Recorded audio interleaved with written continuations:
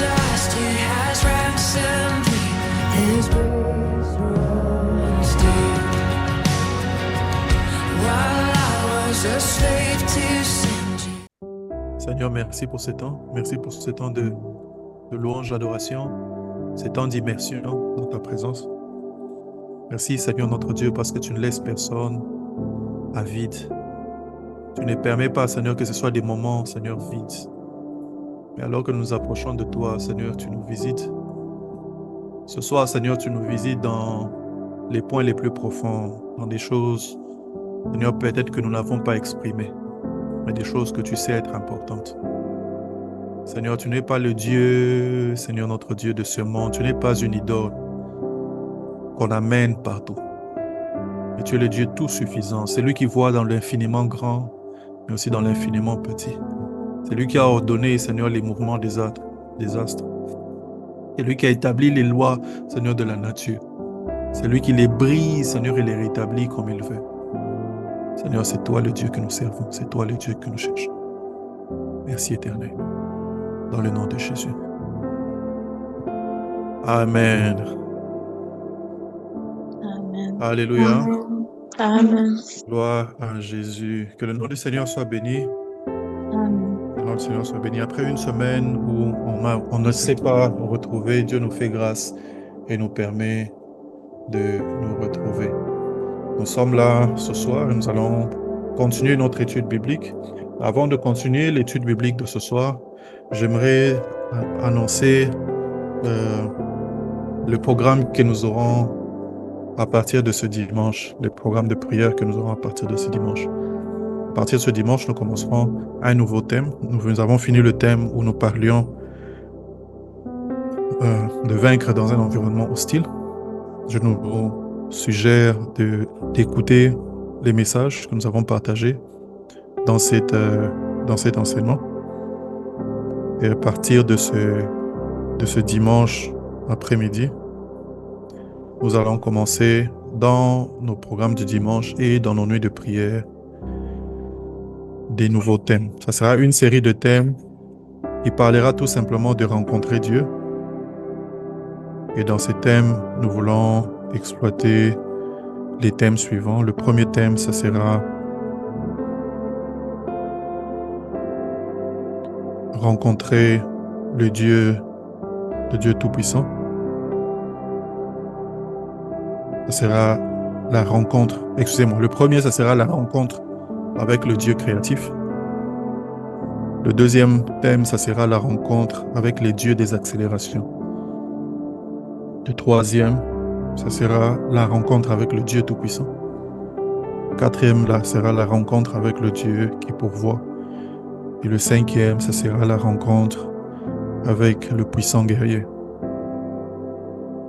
Vous savez que Dieu est un Dieu qui est qui a des multiples facettes, multiples casquettes. C'est pour ça que ceux qui essayent de le définir, ceux qui essayent de l'adorer en le définissant, utilisent un aspect selon la révélation qu'ils ont eue. Vous verrez les hommes de la Bible, n'est-ce pas, dire à un moment, Jéhovah Jireh, Jéhovah ceci, et ainsi de suite. Parce que c'est la révélation qu'ils ont eue, n'est-ce pas? Et nous voulons, pendant ces temps de prière, découvrir, n'est-ce pas, certains aspects de qui est Dieu. Et nous allons prier par rapport à ça. Alors, le dimanche prochain, ça sera déjà notre première session sur la rencontre avec le Dieu créatif. Le Dieu qui est capable de rendre nos esprits fertiles. Le Dieu qui est capable, n'est-ce pas, de nous donner des idées. N'est-ce pas? Les dieux de Betsalel, n'est-ce pas? Les dieux de Jacob, les dieux de Joseph. Le Dieu qui est capable de faire d'un Joseph qui est un esclave, mais il le fait la tête dans un royaume, n'est-ce pas, là où il se trouve. Eh bien, nous voulons rencontrer ces dieux-là. Amen. Est-ce que quelqu'un est en train de sentir ce que moi je sens? Moi, quand je parle de ces choses, ça me fait quelque chose. J'ai envie de rencontrer ces dieux-là. Ce dimanche, nous serons en train d'appeler les dieux qui rendent les gens intelligents. Les dieux qui donnent aux gens une sagesse supérieure. Quand on parle de Daniel, la Bible dit qu'il lui avait donné, lui et à ses amis, une sagesse ou une intelligence 10 fois supérieure aux gens, n'est-ce pas? Où le roi les trouvait 10 fois plus sages que les autres satrapes. Les satrapes, c'était déjà des personnes qui étaient intelligentes. C'est déjà des personnes, n'est-ce pas, qui étaient élevées, n'est-ce pas, dans leur intelligence. Ils étaient censés être les plus sages. Mais quand on regardait Daniel et ces personnes-là, ils étaient 10 fois supérieurs. Eh bien, il y a un Dieu qui fait ce genre de choses. Il y a un Dieu qui fait ce genre de choses. Et ce dimanche, nous voulons rencontrer les dieux qui fait ces choses. Est-ce que tu peux dire Amen? Amen. Amen. Gloire à Jésus. Et donc, les dimanches qui suivent, nous allons parler de toutes ces choses. Donc, le thème, ça sera toujours la rencontre avec le Dieu, ... À part le dernier qui sera la rencontre avec le puissant guerrier. Et nous allons parler pendant quelques minutes et nous serons en train de prier. Ce sera des temps de prière, de supplication, en venant avec un esprit de prière. J'aimerais ici nous rappeler ou attirer notre attention sur le fait que les cultes commencent à 19h. Je sais qu'on a des multiples occupations, mais des fois, ça devient aussi une excuse. Alors, j'aimerais vraiment nous appeler à nous discipliner de cette façon, sachant qu'à 19h le mercredi et le dimanche à 18h30, on a culte, on se retrouve ensemble. Que ce ne soit pas l'habitude, comme je l'ai vu dans certains milieux où les gens se connectent juste au moment de la parole, parce qu'ils s'ennuient de la prière. Que ce ne soit pas ton cas. Que ce ne soit pas ton cas.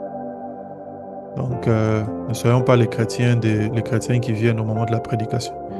Ou comme j'ai vu dans certains milieux, les chantres, eux, après avoir chanté, au moment de la prédication, ils sortent. Ils vont dehors, ils commencent à causer et faire n'importe quoi.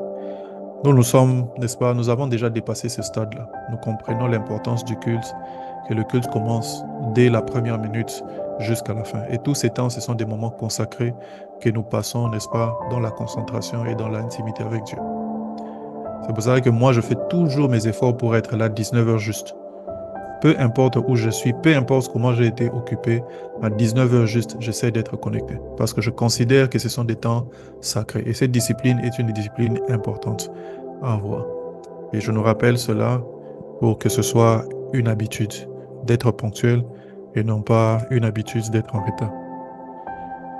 Voilà, que le nom du Seigneur soit béni. Nous continuons notre étude biblique sur comprendre les mystères cachés derrière le tabernacle et la sacrificature. Comprendre les mystères cachés derrière le tabernacle et la sacrificature. Nous avons commencé déjà depuis quelques semaines et nous avons parlé de beaucoup de choses, n'est-ce pas? Le temps nous manquerait de revenir sur tous ces aspects et de voir encore, n'est-ce pas, expliquer les moindres choses, n'est-ce pas? Nous allons progresser à partir d'aujourd'hui, n'est-ce pas? Ceux qui veulent se rattraper peuvent retourner, n'est-ce pas, sur YouTube. Nous avons mis tous les enseignements là-bas pour que nous puissions suivre. Initialement, moi, je ne voulais jamais mettre les enseignements sur YouTube. Ceux qui étaient avec nous dès le départ se souviennent, non, je ne mettais pas les enseignements sur YouTube parce que je pense que ça encourage des fois la paresse. Les gens se diront, ah, je veux rater le culte, de toute façon, je me rattraperai sur YouTube. Non. Le culte, c'est le culte, il faut être là au culte. Si tu vas écouter sur YouTube, écoute ça comme un rappel. N'écoute pas ça comme un échappatoire. Évidemment, pour certains d'entre nous, le travail peut te prendre, tu n'es pas sur place ou quoi que ce soit, ça arrive. Mais ces choses-là doivent être des exceptions dans nos vies et non pas des règles générales. Donc ces choses que je vous dis, je vous les dis parce qu'il faut que l'on développe une discipline, n'est-ce pas, en tant que serviteur de Dieu, en tant qu'enfant de Dieu. Et ces choses sont importantes. C'est ça qui fait la différence, n'est-ce pas, entre des personnes qui réalisent des grandes choses avec Dieu et ceux qui ne réalisent rien. Alors, nous avons commencé la dernière fois à parler du sanctuaire. Nous avons commencé à parler du sanctuaire. Je vais projeter rapidement l'image que j'avais l'habitude de nous montrer. Nous avons commencé à parler du sanctuaire. Nous avions expliqué dès le départ, n'est-ce pas, que le tabernacle, n'est-ce pas, était un endroit où Dieu rencontrait son peuple. Et le tabernacle était divisé en 3 parties, ou avait 3 parties principales. Dans l'image que je suis en train de vous montrer, vous pouvez apercevoir les 3 parties. Lorsqu'on entrait dans l'enclos du tabernacle, du sanctuaire du tabernacle, du tabernacle lui-même, il y avait ce qu'on appelait le parvis, la première partie qui était à ciel ouvert, n'est-ce pas? Et nous avons expliqué tous les éléments qui concernaient le parvis. La porte du parvis, nous avons expliqué ce que ça veut dire. Les colonnes qu'il y a là-bas, qu'est-ce que Dieu était en train de dire. L'autel, n'est-ce pas, ici, nous avons expliqué ce que ça voulait dire. Nous avons expliqué ce que voulait dire la cuve d'airain. Et nous avons commencé à parler du sanctuaire. Le sanctuaire, c'est la partie ici, n'est-ce pas, qui était composée du lieu saint. Le lieu saint, c'est cette partie ici qui est un peu ouverte. Et puis, le lieu très saint qui est la partie derrière. Si vous regardez bien l'image, vous vous rendrez compte qu'il y a une ouverture là et on montre l'arche de l'alliance à l'intérieur. Donc, c'est les lieux très saints à l'intérieur. Donc, c'est ça, ces deux parties, c'est ça qui constituait, n'est-ce pas, le sanctuaire. N'est-ce pas? Une des différences importantes que nous avons notées entre le parvis et le sanctuaire, c'est que tout ce qu'il y avait dans le parvis était fait soit d'airain, n'est-ce pas? Était recouvert d'airain, n'est-ce pas? Évidemment, sauf les tissus ou les tapis qui étaient utilisés, n'est-ce pas? Mais toute autre chose était faite d'airain, n'est-ce pas? Alors que dans le sanctuaire, nous remarquerons que tout ce qui est fait dans le sanctuaire est fait d'or, est recouvert d'or. N'est-ce pas? C'est une différence qui a son sens. Une différence qui a son sens. Quand nous avons commencé cet enseignement, nous avons expliqué que le tabernacle lui-même, ce n'était pas seulement un lieu où on allait adorer Dieu. Ce n'était pas seulement un endroit où on allait adorer le Seigneur. Le tabernacle, c'était un message que Dieu était en train d'adresser à son peuple. Le tabernacle, c'était tout un message. Donc, pendant que nous voyons des images, pendant que le peuple d'Israël allait pour rendre culte, n'est-ce pas, faire tout ce qui était fait là-bas, ils étaient juste en train de penser au culte, n'est-ce pas, au service qu'ils faisaient, aux ordonnances que Dieu avait données. Non, Dieu a dit, il faut faire ceci, il faut faire cela. Mais en vérité, Dieu, derrière le tabernacle, était en train de donner un message. Et c'est ces messages, n'est-ce pas, que nous appelons mystère, n'est-ce pas? Il ne faut pas être intimidé par les mots. Mystère, ça ne veut pas dire qu'on est entré dans le mysticisme. Non, mystère, c'est un mot français. Donc, il ne faut pas être intimidé par les mots. Nous appelons ça mystère parce que ce sont des choses cachées. Parce que ce sont des choses cachées, n'est-ce pas? Nous appelons ça mystère, n'est-ce pas? Donc, c'était des mystères parce que les gens ne pouvaient pas comprendre. Mais quand Christ est mort, n'est-ce pas, ressuscité, le livre des Hébreux qui a été écrit particulièrement aux Juifs, n'est-ce pas, a commencé à nous montrer que le tabernacle, c'était un message. Ce n'était pas seulement un endroit où on faisait le culte, mais le tabernacle, c'était un message. Lorsque vous lisez les livres des Hébreux à partir, je crois, d'Hébreux chapitre 7, où on commence à parler de la sacrificature de Christ, et vous allez un peu plus loin où on commence à parler de comment le service était en train de se faire, n'est-ce pas? Et qu'est-ce que ça voulait dire, n'est-ce pas? Vous pouvez vous rendre compte, n'est-ce pas, dans tous ces chapitres ou dans tous ces textes, que l'auteur est en train d'expliquer que les choses qui s'est passées dans le temple ou dans le tabernacle ne se passaient pas par hasard, mais c'était des choses qui étaient ordonnées parce que Dieu voulait dire ou voulait faire passer un message. C'était comme si quelqu'un avait écrit une lettre, l'avait placée dans une bouteille, n'est-ce pas, là, le jeter dans l'océan, pour que quelqu'un puisse le ramasser plusieurs années plus tard. Il y a, n'est-ce pas, il y a un concept, je ne sais pas si vous connaissez ce concept, j'ai oublié comment est-ce qu'on l'appelle, n'est-ce pas, où des personnes mettent un message, n'est-ce pas, dans une boîte, ils enterrent ça quelque part, et puis ils écrivent à ne pas ouvrir avant 100 ans, par exemple. Hein. Donc, c'est 2024 aujourd'hui, ils disent à ne pas ouvrir avant 2124. C'est un message qui est écrit, n'est-ce pas, et qui traverse les temps pour destiné à des personnes qui devront venir plus tard, n'est-ce pas? Eh bien, le tabernacle, c'est un peu comme cette boîte, n'est-ce pas? Ces boîtes où on met un message, on le scelle pour que des personnes puissent le découvrir beaucoup plus tard. Lorsque Dieu parle à Daniel, dans les livres de Daniel, je vais essayer de retrouver ce texte rapidement, je vais essayer de le retrouver rapidement, c'est un texte que je n'avais pas préparé. Lorsque Dieu parle à Daniel, il lui dit de sceller les paroles de ce livre.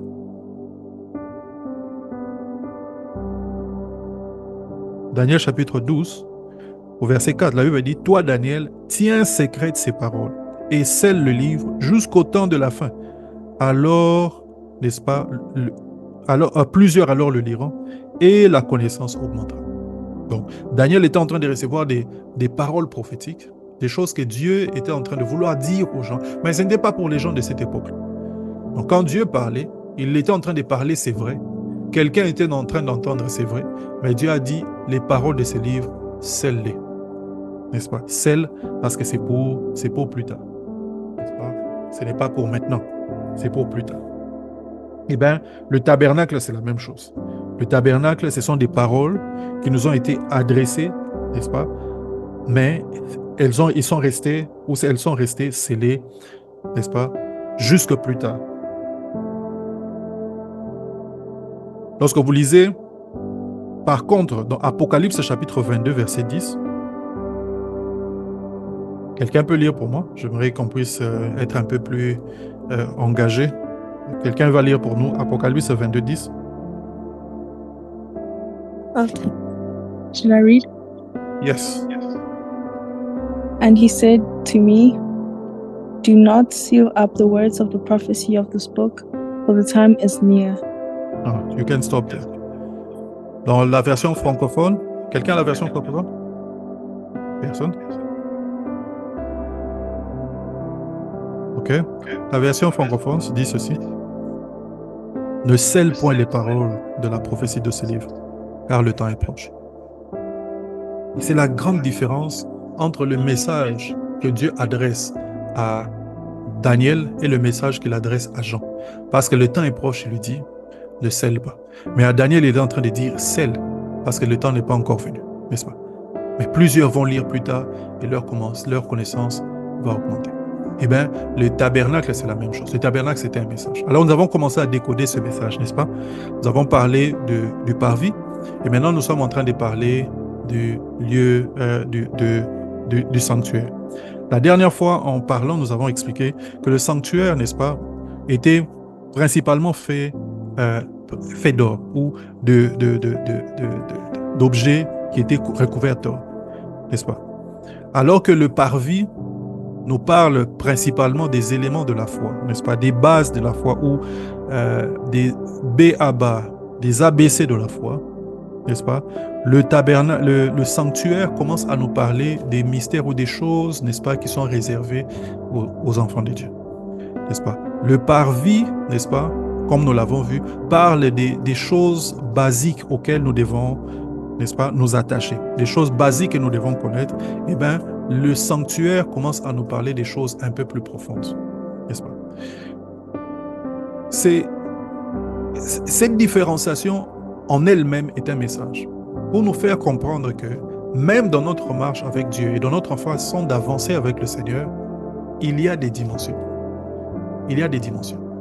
Il y a des choses que tu connaîtras aujourd'hui qui sont des fondements, n'est-ce pas? Mais ce n'est pas tout ce qu'il y a à savoir. Il y a encore des dimensions. Lorsque Dieu parle à son prophète Ézéchiel, ou lorsque Ézéchiel est en train de décrire la vision qu'il était en train de voir, là, il dit, il mesura encore 1000 coudées. L'eau était aux chevilles. Après, il mesura encore 1000 coudées. Ézéchiel chapitre 47. Il mesura encore 1000 coudées. L'eau était à mes genoux. Il mesura encore 1000 coudées à mes reins. 1000 coudées, ainsi de suite. Toutes ces mesures, n'est-ce pas, d'eau qui étaient en train d'être jetées, n'est-ce pas, vers le prophète, ce sont des dimensions dans lesquelles nous pouvons accéder. Mais le tabernacle, il nous parle aussi des dimensions dans la connaissance, des dimensions dans la révélation de qui est Dieu, des dimensions dans la révélation de ce que Dieu est capable de faire, des dimensions dans l'expérience aussi de Dieu lui-même. N'est-ce pas? Et n'est-ce pas, la compréhension, n'est-ce pas, de cette subdivision qu'il y avait dans le tabernacle, n'est-ce pas, montre déjà aussi n'est-ce pas, cet aspect des choses, qu'il y a des dimensions, n'est-ce pas? Dans Hébreux chapitre 6, verset 1, la Bible est en train de nous dire, n'est-ce pas, de laisser derrière nous les rudiments de la foi. Hébreux chapitre 6, le verset 1er, la Bible est en train de dire, c'est pourquoi laissant les éléments de la parole de Christ. Donc, il y a des éléments de la parole de Christ. Tout simplement, les éléments, c'est-à-dire des choses basiques. Laissant les éléments de la parole de Christ, tendant vers ce qui est parfait, sans poser de nouveau les fondements au renoncement des œuvres mortes. Regardez maintenant ce qu'ils appellent les fondements, ou tout simplement les éléments de la foi. Il dit, sans poser de nouveau les fondements, n'est-ce pas, du renoncement aux œuvres mortes. Le renoncement aux œuvres mortes, c'est-à-dire le renoncement au péché, n'est-ce pas, ou aux actes charnels, n'est-ce pas, sont fondés de nouveau les fondements du renoncement aux œuvres mortes, n'est-ce pas, le renoncement des fondements de la foi en Dieu. La foi en Dieu considère comme un fondement, des éléments.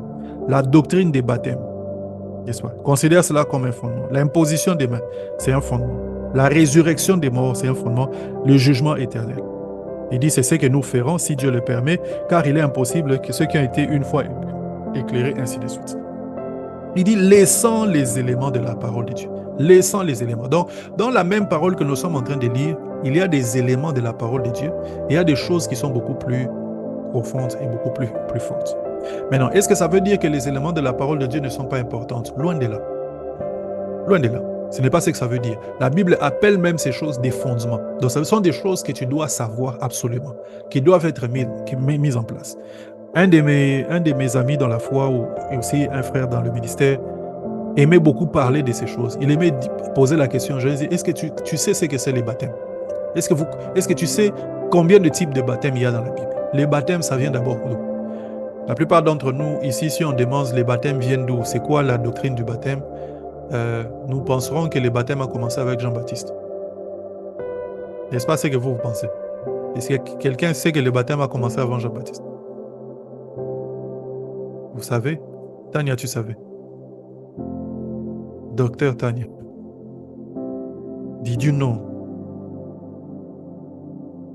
Yes, Pastor. I knew. You know, right? Yeah, sorry, my phone. Ah, ok. Voilà. Yes. Gloire à Jésus. Donc, toi, tu as déjà quitté les éléments. Ouais. I don't know how, but I knew that. Yeah. Ouais. Les baptêmes n'ont pas commencé avec Jean-Baptiste. Plusieurs personnes pensent que les baptêmes ont commencé avec Jean-Baptiste. Non.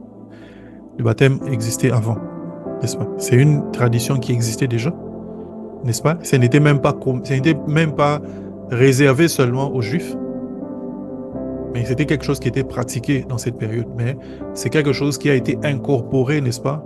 À cause de son sens, ainsi de suite, ça a été incorporé dans la tradition ou dans la doctrine chrétienne. Et on parle ici de la doctrine des baptêmes, parce qu'il n'y avait pas qu'un seul baptême. La preuve, quand Paul arrive, n'est-ce pas, je crois que c'est à Corinthe, et il pose la question, n'est-ce pas, avez-vous reçu le Saint-Esprit comme vous avez cru? Non, nous ne savions même pas qu'il y avait un Saint-Esprit. Et il dit, mais de quel baptême avez-vous été baptisé? S'il pose la question de quel baptême on a été baptisé, ça veut dire que tu peux avoir été baptisé d'un certain baptême. Et quand les disciples répondent, ils disent, nous avons été baptisés du baptême de Jean. Il leur dit, non, Jean a prêché a baptisé, n'est-ce pas, pour préparer les gens à recevoir le Christ. Donc il y avait un baptême que l'on faisait dans le but d'être préparé à recevoir Jésus, à recevoir, n'est-ce pas, à recevoir Christ. Il dit, Jean a baptisé dans les buts, n'est-ce pas, de nous préparer à recevoir Christ. Mais le baptême, n'est-ce pas, ainsi de suite, la Bible dit qu'il a expliqué, et puis ils se sont fait baptiser. Ouais, il y a plusieurs baptêmes. Donc, il y a donc des fondements. Et le tabernacle nous montre, n'est-ce pas, qu'il y a des éléments qui sont fondamentaux. Nous avons expliqué ce qui est fondamental ici, n'est-ce pas, le fait qu'il y a un seul Dieu, n'est-ce pas, un seul médiateur. La Bible dit, n'est-ce pas, que Dieu veut que tous les hommes soient sauvés. Quand vous lisez ces textes, ces deux versets se suivent, n'est-ce pas, il veut que tous les hommes soient sauvés et parviennent à la connaissance de la vérité, n'est-ce pas. Et il y a un seul Dieu, un seul médiateur, Jésus-Christ fait homme.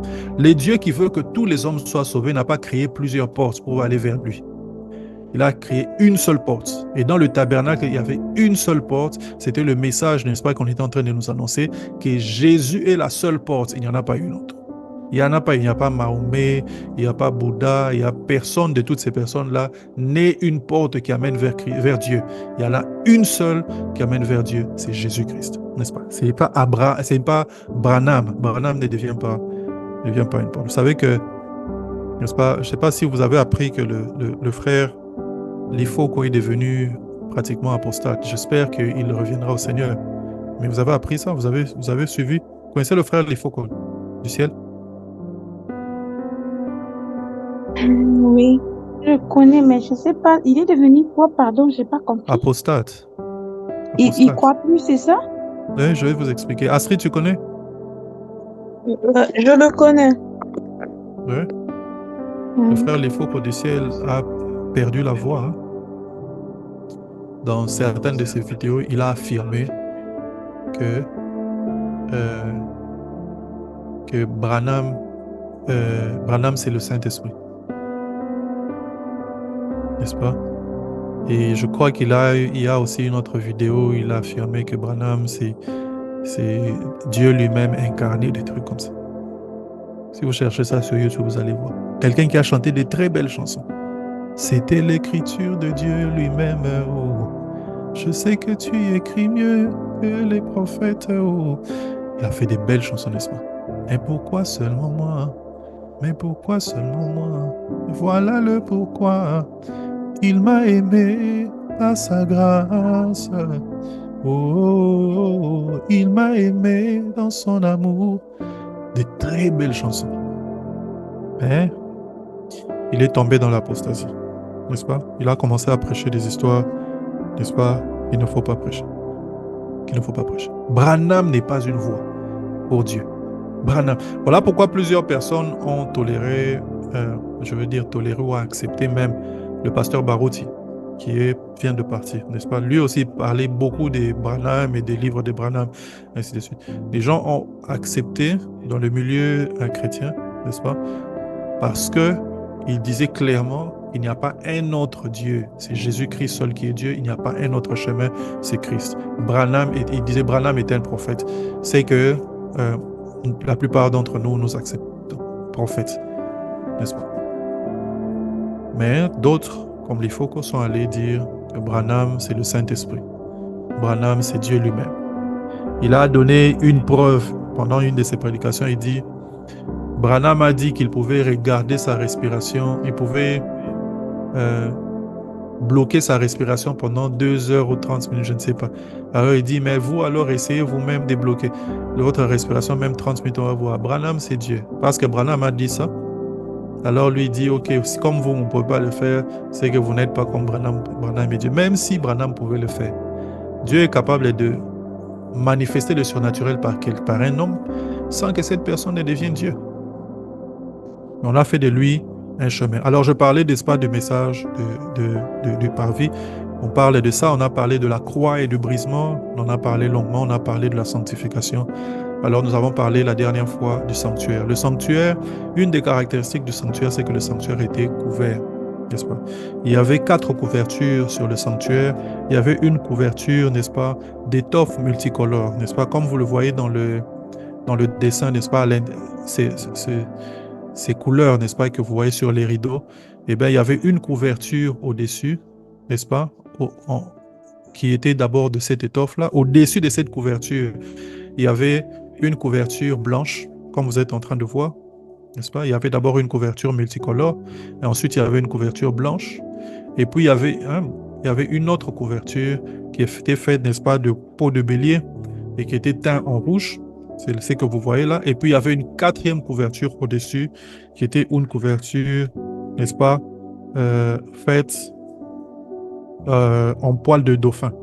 N'est-ce pas? Il y avait donc des couvertures qui couvraient ça, mais la couverture qui était tout au-dessus, c'était une couverture en poil de dauphin. Une couverture qui semblait être, n'est-ce pas, qui ne présentait rien de spécial. Cette couverture ne présentait rien de spécial. Et vous voyez, et cela est un message en lui-même. On sait que, n'est-ce pas, les personnes qui étaient à l'extérieur, qui ne savaient pas ce qui se trouvait dans le sanctuaire, ces personnes-là voyaient ces couvertures et se disaient, il n'y a rien de spécial dans cette tente. Et pourtant, la tente était pleine d'or. La tente d'assignation où le sanctuaire était plein d'or. Mais à cause de ce qui était revêtu au-dessus, on ne voyait pas, n'est-ce pas, qu'est-ce qu'il y avait à l'intérieur. Et on pouvait mépriser cela, n'est-ce pas? Et la dernière fois, je vous ai dit, ou la fois passée, je vous ai dit, n'est-ce pas, que c'est ce qui se passe aussi pour plusieurs qui ne sont pas encore entrés dans la foi chrétienne. Quand quelqu'un n'est pas encore né de nouveau, il n'arrive pas à comprendre les choses de Dieu. Quand Paul est en train d'en parler lui-même, il dit, n'est-ce pas, que la prédication de la foi, n'est-ce pas, est une folie pour ceux qui périssent. Il dit, c'est une folie pour ceux qui périssent. Ceux qui ne comprennent pas, ou ceux qui ne sont pas dans la foi, ceux qui n'ont pas goûté, n'est-ce pas, à ce que Jésus est capable de faire, quand ils regardent la vie chrétienne que nous avons, les sacrifices que nous faisons pour Dieu, ils disent, mais nous perdons la tête. Il n'y a rien de spécial. Les athées, n'est-ce pas, qui ne croient pas en Dieu, quand ils nous regardent en train de passer 10, 20, 30 minutes, 1 heure, ils se disent, on est en train de perdre la tête. Pourquoi? Parce que le sanctuaire est voilé pour eux.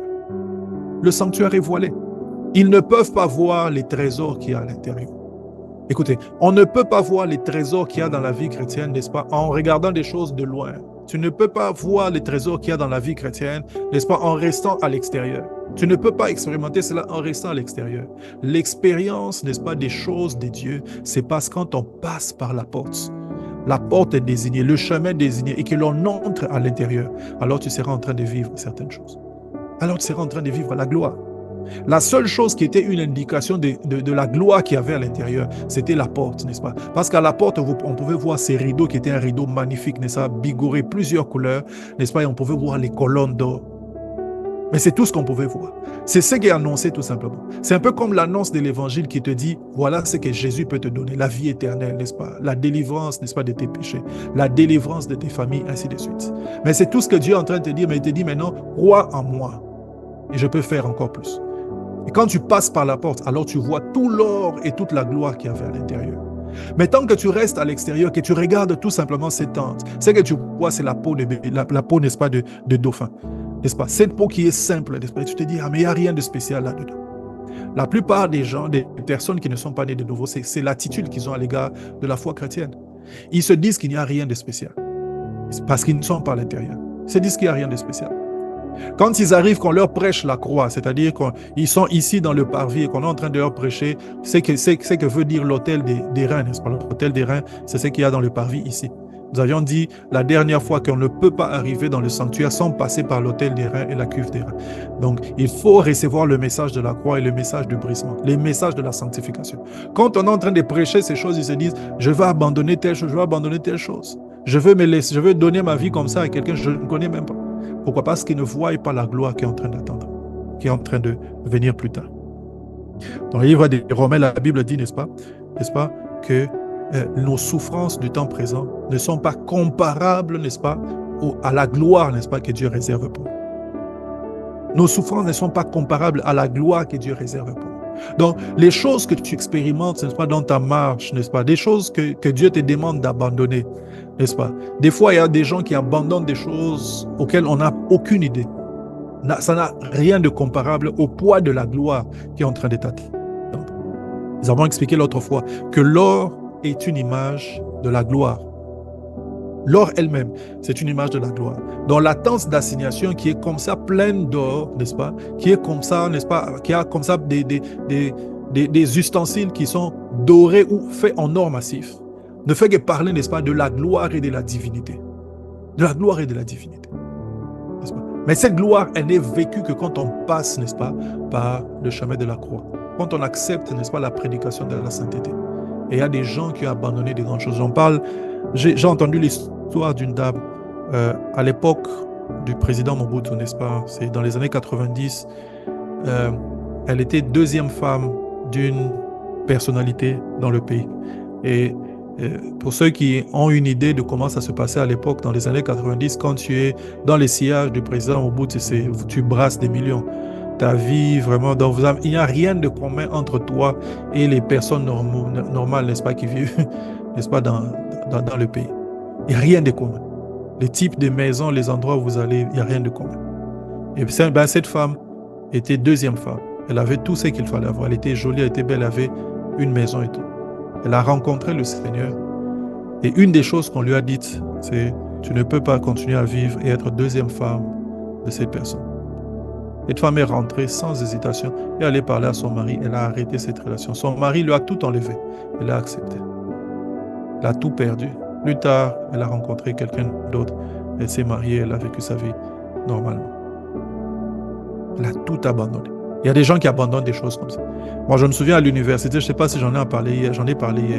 À l'université, on était fiers de remettre des feuilles d'interrogation avec des questions non répondues.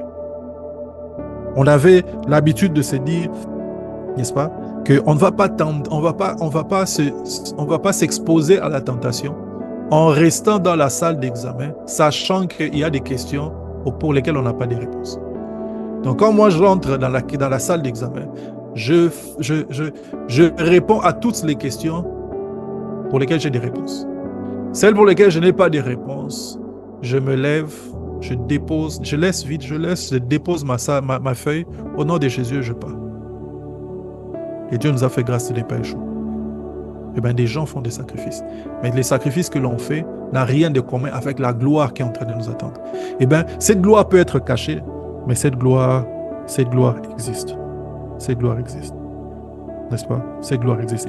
Et le sanctuaire, n'est-ce pas, est en train de nous parler, n'est-ce pas, de la gloire de Dieu qui existe, mais qui est cachée pour le monde, mais qui est révélée pour ceux qui sont passés par la porte. Ceux qui sont passés par la porte. Dans le tabernacle, il y avait 3 portes. Il y avait la porte extérieure, qui est cette porte, n'est-ce pas, par laquelle tout le monde passait. Il y avait la 2e porte, il y avait la 3e porte, qui donnait jusque dans le lieu très saint. Ces 3 portes parlent de Jésus-Christ.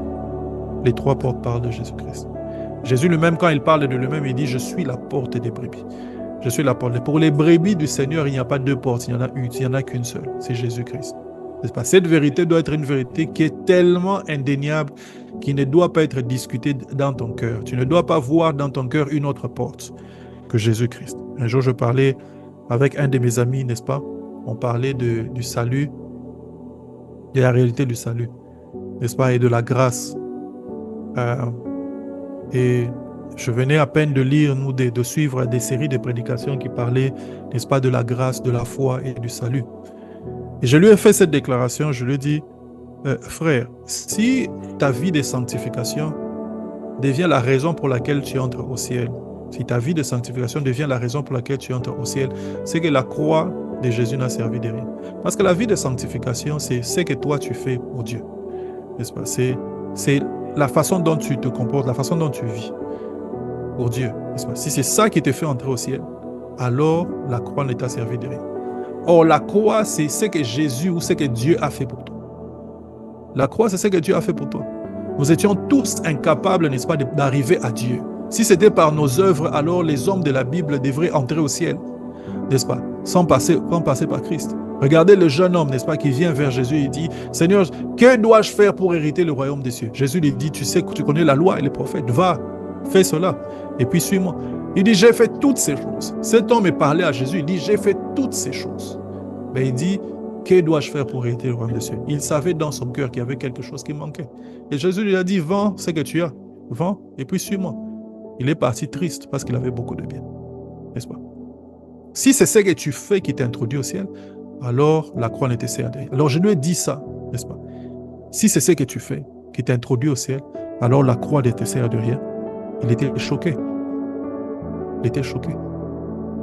Jésus doit être la seule voie dans ta tête. Jésus, le sacrifice de Christ, la croix, n'est-ce pas? Ça doit être la seule chose qui t'a qualifié pour entrer au ciel. La seule. Il n'y en a pas 2. C'est par grâce que nous sommes sauvés, au moyen de la foi. Ce n'est pas par tes œuvres. La Bible dit, afin que personne ne se glorifie.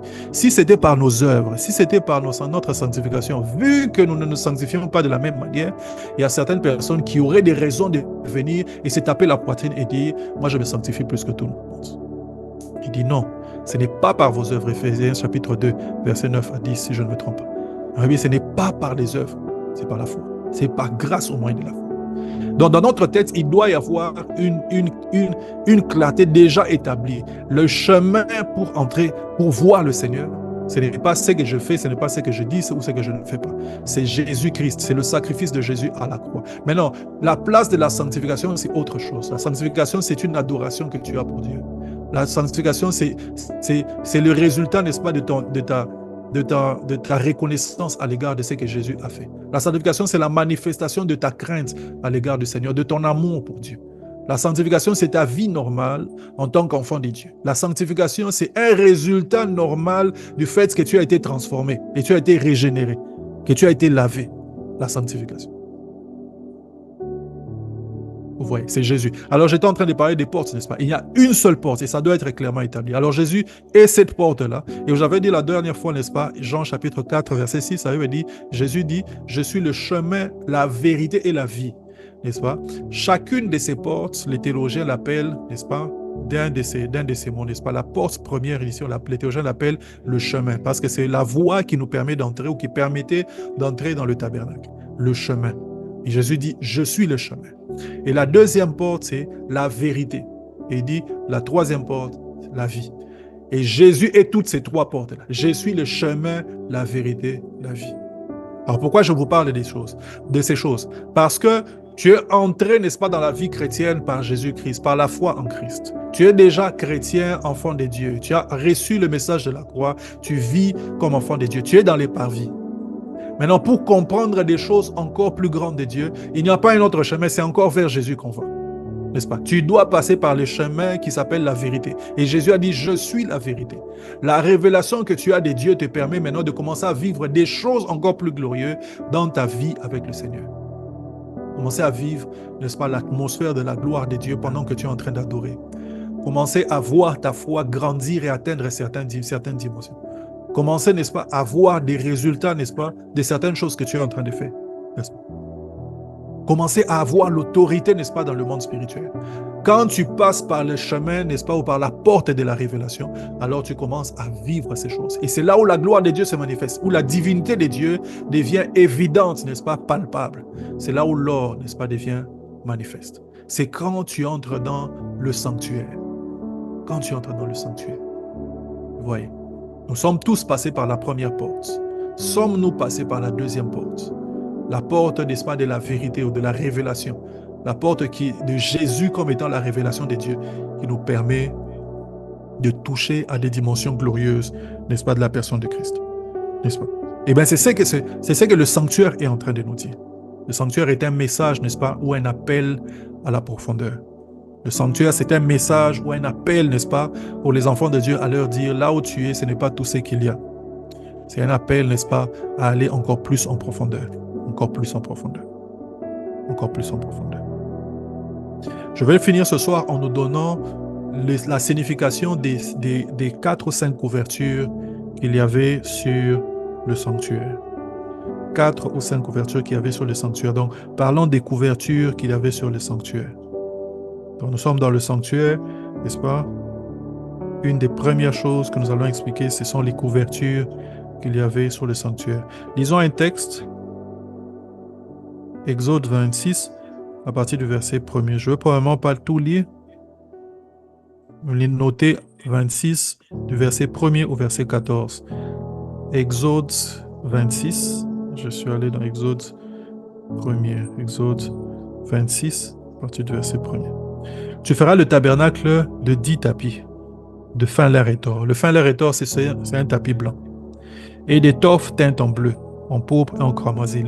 L'étoffe teinte en bleu, pourpre et cramoisi, c'est comme la porte que vous êtes en train de voir, n'est-ce pas? Donc, il y avait une étoffe avec ces 4 couleurs. Je vais déjà expliquer les 3 autres couleurs, excepté, n'est-ce pas, le blanc. Je vous ai déjà expliqué le sens de toutes ces couleurs au début de l'enseignement. Donc, de teintes en bleu, le ciel, le pourpre qui parle de la royauté, le cramoisi qui parle du sacrifice. Et puis, tu y représenteras des chérubins artisamment travaillés. La longueur d'un tapis sera de 28 coudées, ainsi de suite. Il dit, tu feras des lacets bleus au bord des tapis, tenant les premiers. Je vais un peu plus bas.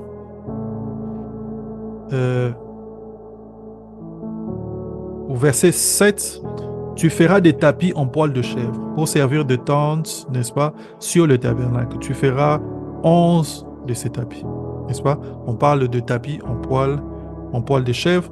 Et les tapis en poil de chèvre, la Bible dit, tu joindras séparément 5 de ces tapis et 6 autres séparément. Tu redoubleras le 6e, n'est-ce pas, tapis sur le devant de la tente. Tu mettras 50 lacets au bord du tapis terminant le premier assemblage, ainsi de suite. Et au verset 11, la Bible dit, tu feras 50 agrafes d'airain. Notez ici que le tapis en poil de chèvre avait des agrafes d'airain. Au verset 14, la Bible dit, tu feras pour la tente, n'est-ce pas, une couverture de peau de bélier teinte en rouge et une couverture de peau de dauphin par-dessus. Donc, il y avait une couverture de peau de bélier et de peau de dauphin par-dessus. Donc, il y avait 2 autres couvertures. Et on est en train de dire, j'aimerais retourner un peu plus haut, au verset 4, quand on parlait, n'est-ce pas, des premiers tapis qui avaient plusieurs couleurs et de tapis qui étaient blancs. On dit, tu feras des lacets bleus au bord de tapis terminant le premier assemblage, tu feras de même au bord du tapis, terminant le second assemblage. Verset 25, verset 5, la Bible dit, tu mettras 50 lacets au premier tapis, tu mettras 50 lacets au bord du tapis, terminant le second assemblage, des lacets correspondant les uns les autres. Tu feras 50 agrafes d'or. Tu feras 50 agrafes d'or. N'est-ce pas? Tu feras 50 agrafes d'or. Alors que pour la chèvre, n'est-ce pas, la peau de chèvre, on dit que ce sera 50 agrafes d'airain. Et pour la peau de bélier, on dit que ça sera des agrafes d'argent. Voilà. Alors, qu'est-ce que ça veut dire? Que veulent dire toutes ces étoffes? Il y avait donc 5 étoffes, n'est-ce pas? Il y avait une première étoffe, n'est-ce pas, qui était en contact avec l'intérieur, qui était le premier, n'est-ce pas, en contact avec l'intérieur. C'était une étoffe, n'est-ce pas, avec 3 couleurs. Le bleu, le cramoisi et le pourpre. Le bleu parle du ciel, le cramoisi parle, n'est-ce pas, du sacrifice, le pourpre parle de la royauté. N'est-ce pas? C'était le premier qui était là et il y avait des images des chérubins, n'est-ce pas? Donc, quand tu entrais dans le tabernacle, quand tu regardais vers le haut, c'est le tapis que l'on était en train de voir. Ce tapis, n'est-ce pas, où ces images, ce sont les mêmes images qu'il y avait, n'est-ce pas, sur la porte, n'est-ce pas, qui menait dans le sanctuaire et la porte qui a mené dans le lieu triste. Donc, c'est cette image que l'on était en train de voir. Alors, par-dessus, il y avait un autre tapis qui était un tapis blanc, n'est-ce pas? Ce tapis blanc et le tapis à 3 couleurs étaient liés d'agrafes d'or, n'est-ce pas? Et il y avait un autre tapis en poil de chèvre, n'est-ce pas? Le tapis en poil de chèvre était lié en agrafe d'airain. Et puis il y avait les tapis, n'est-ce pas, en poil de bélier, qui étaient attachés, n'est-ce pas, avec l'argent. Et puis il y avait les poils des dauphins. Que veulent dire tous ces tapis? Je vais y aller rapidement parce qu'on a déjà expliqué toutes ces choses. L'étoffe multicolore, n'est-ce pas, qui est en contact avec la gloire, n'est-ce pas, du sanctuaire. L'étoffe multicolore, n'est-ce pas, qui est en contact avec la gloire du sanctuaire, avec l'or qu'il y avait à l'intérieur, n'est-ce pas, parle de Jésus-Christ glorifié. Ça parle de Christ qui est glorifié, n'est-ce pas? On est en train de voir ici, n'est-ce pas, toutes les dimensions, n'est-ce pas, de Christ, mais dans un aspect ou dans un environnement de gloire ou un environnement glorifié, n'est-ce pas? Et on est en train de voir, n'est-ce pas, que ces étoffes étaient liées les unes les autres avec des agrafes en or. Or, l'or parle de la gloire, l'or parle de la divinité. Donc, on est en train ici de voir que Dieu est en train de mettre l'emphase sur la gloire, n'est-ce pas, qui est attachée à la personne de Christ, à la personne de Christ. Lorsque vous lisez dans Apocalypse, chapitre 1, et le verset 1 à 20, et vous lisez Apocalypse 19, verset 16, on est en train de voir, n'est-ce pas, une description de Christ que l'on ne voit pas dans les évangiles. Dans les évangiles, on voit un homme qui a marché au milieu des hommes. Certains ont reconnu que c'était Dieu et d'autres n'ont pas reconnu que c'était Dieu. Par ses œuvres, il a manifesté qui il est. Par sa sagesse, il a manifesté sa puissance. Il a manifesté qui il est, n'est-ce pas? Par sa mort et sa résurrection, il a aussi manifesté qui est-ce qu'il était, n'est-ce pas? Il était sur la terre, mais en ne vivant pas comme un homme sur la terre. On l'a vu marcher sur les eaux, on l'a vu être transfiguré, n'est-ce pas, sur la montagne de transfiguration au mont des Oliviers. Hein? Ce même homme, n'est-ce pas, c'est lui qui a guéri les aveugles en masse, n'est-ce pas, des personnes qui venaient à lui, il a multiplié les pains. Sa gloire était en train de se manifester, mais les gens qui voyaient ne le voyaient pas, ou ne vous le voyez pas comme étant Dieu. Il était une tente couverte, sa gloire n'était pas manifestée. Mais lorsque vous êtes en train de regarder dans Apocalypse chapitre 1, n'est-ce pas, lorsque Jean est en train de voir la première image de Christ, la Bible dit, dès qu'il l'a vu, il est tombé, n'est-ce pas, sur sa face comme mort. N'est-ce pas? La personne qui l'a vu, n'est-ce pas, avait des yeux perçants, n'est-ce pas? Il avait une ceinture d'or autour de sa taille, il avait un diadème sur la tête, n'est-ce pas? C'était quelqu'un que l'on ne pouvait pas fixer. Il était dans sa gloire, n'est-ce pas? C'était cette même personne qui marchait sur les rues de Galilée. Mais tout simplement, cette dimension de lui était cachée. Comme on a caché l'or, n'est-ce pas, du sanctuaire, de la même manière, n'est-ce pas, lorsqu'il marchait sur la terre, cette dimension glorieuse était cachée. Mais lorsque maintenant Jean est en train de le voir à l'île de Patmos, quand il le voit, il n'arrive pas à le fixer. Pourtant, Jean, c'est la même personne que tu étais en train de voir. Jean, c'est la même personne sur laquelle tu étais en train de te coucher. C'est la même personne, n'est-ce pas, avec qui vous avez été en train de passer des nuits. C'est cette personne que tu as vu être transfigurée. C'est cette personne qui était en train de guérir. Mais lorsque Jean le voit, la Bible dit qu'il est tombé à ses pieds comme mort. Pourquoi? Parce que cette fois-là, la gloire de Jésus était révélée. Cette fois, la gloire de Jésus était révélée. La Bible dit ceci: moi, Jean, votre frère, n'est-ce pas, et qui est part avec vous à la tribulation et au royaume, et à la persévérance en Jésus-Christ. J'étais dans l'île de Patmos à cause de la parole de Dieu et du témoignage de Jésus-Christ. Je fus ravi en esprit au jour du Seigneur, et j'entendis derrière moi une voix forte, comme le son d'une trompette. Il entend une voix, mais la voix, c'est comme le son d'une trompette. N'est-ce pas? Qui disait: c'est que tu vois, écris-le dans un livre et envoie-le aux 7 églises, à Éphèse, à Smyrne, à Pergame, Thyatire, à Sardes, à Philadelphie, à Laodicée. Je me retournai pour connaître quelle était la voix qui me parlait. Et après m'être retourné, je vis 7 chandeliers d'or, et au milieu de 7 chandeliers d'or, quelqu'un qui ressemblait à un fils de l'homme, vêtu d'une longue robe et ayant une ceinture d'or sur sa poitrine. Sa tête et ses cheveux étaient blancs comme de la laine blanche, n'est-ce pas? Comme de la neige. Ses yeux étaient comme des flammes de feu. Ses pieds étaient semblables à des lérins ardents, c'est-à-dire des lérins qui viennent du feu, n'est-ce pas? Comme s'il eût été embrasé dans une fournaise. Sa voix était comme des bruits des grandes eaux.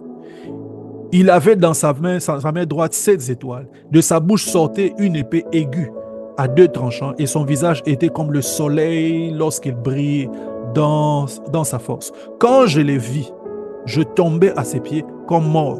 Il posa sur moi sa main droite, n'est-ce pas, et en me disant: ne crains point.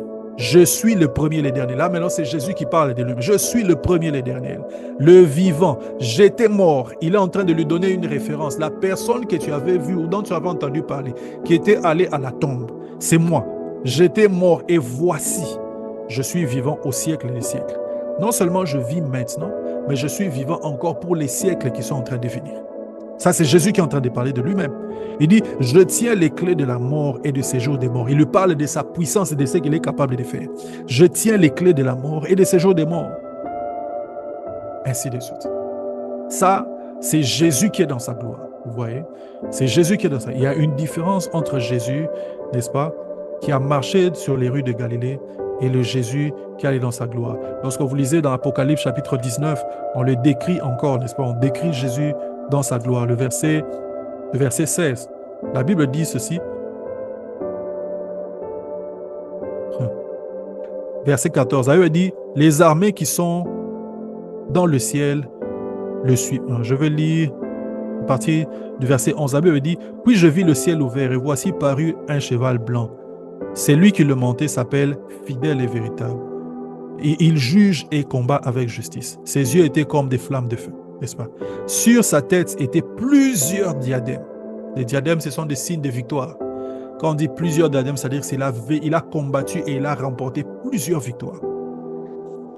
Était sur lui plusieurs diadèmes, n'est-ce pas? Il avait un nom, la Bible dit, il avait un nom écrit que personne ne connaît, si ce n'est lui-même. Il était revêtu d'un vêtement teint de sang. Son nom est la parole de Dieu. La parole de Dieu dont on parle dans Jean chapitre 1. Au commencement était la parole. Au commencement, n'est-ce pas, était la parole. La parole était avec Dieu. Cette parole-là, il dit, son nom est la parole de Dieu. Et c'est le même Jean qui est en train de parler, n'est-ce pas? Au verset 14, la Bible dit: les armées qui sont dans le ciel le suivaient, sur des chevaux blancs, revêtus d'un fin lin, n'est-ce pas, blanc et pur. Dans sa bouche sortait une épée aiguë pour frapper les nations, et il pétra, n'est-ce pas, il les pétera avec une verge de fer. Il foulera la cuve du vin de l'ardente colère de Dieu Tout-Puissant. Il avait sur son vêtement et sur sa cuisse un nom écrit: Roi des rois, Seigneur des seigneurs. Amen. Donc ça, c'est Jésus. Donc ce tapis était en train de parler de Jésus qui est dans sa gloire. De Jésus qui est dans sa gloire. C'est le Jésus que l'on rencontre et que l'on connaît lorsqu'on est entré par la porte et lorsqu'on a connu Jésus, lorsqu'on a développé, n'est-ce pas, notre intimité et que l'on a eu une révélation plus grande de qui il est. C'est le premier tapis que l'on voyait de l'intérieur. Ce tapis-là, on ne le voyait pas de l'extérieur. C'est Jésus dans sa gloire. Le deuxième tapis, c'était un tapis en poil, n'est-ce pas, en poil de chèvre. Ce tapis parle, n'est-ce pas, de Jésus, l'homme qui a été rejeté pour nous. et à cause, n'est-ce pas, et qui a été rejeté pour nous, n'est-ce pas. Et ces poils de chèvre étaient agrafés avec, n'est-ce pas, des agrafes en airain, et les reins parlent du jugement, n'est-ce pas. Il y avait une chèvre dans la Bible que l'on appelait, il y a même une expression, mais plusieurs personnes ne savent pas que ça vient de la Bible, le bouc émissaire, n'est-ce pas. Vous connaissez d'où vient l'expression, le bouc émissaire? Vous connaissez l'expression certainement. Ouais. Mais l'expression vient de la Bible. C'est que dans la Bible, le jour de Yom Kippur, le jour où on devait faire l'aspersion du sang, où le souverain sacrificateur devait entrer, scapegoat, right? En anglais, c'est scapegoat ou scapegoat. Which one is it? I'm not 100% sure. Mais bouc émissaire, c'est une expression qui vient de la Bible. Donc, le jour où on devait faire l'aspersion du sang, on amenait 2 animaux. Il y avait un bélier ou un agneau, et puis on amenait aussi un scapegoat. Et puis on amenait aussi un bouc. On imposait les mains sur les 2, n'est-ce pas? Et le symbole, c'était que le péché du peuple devait quitter, n'est-ce pas, le peuple pour aller tomber sur le bouc. Et quand on a prié comme ça sur le bouc, on a imposé les mains sur le bouc, on le envoyait dans le désert, sans le toucher. C'est comme ça qu'on appelle ce bouc, le bouc émissaire. Donc c'est un bouc qu'on a envoyé. Et quand la Bible parle du fait qu'on l'envoyait, on le renvoyait dans les déserts, on dit qu'on l'envoyait vers Azazel. Azazel qui est une comment on appelle ça? C'est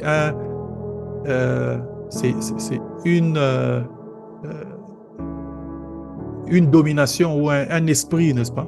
C'est un esprit, c'est une principauté spirituelle. On dit on l'envoyait vers Azazel.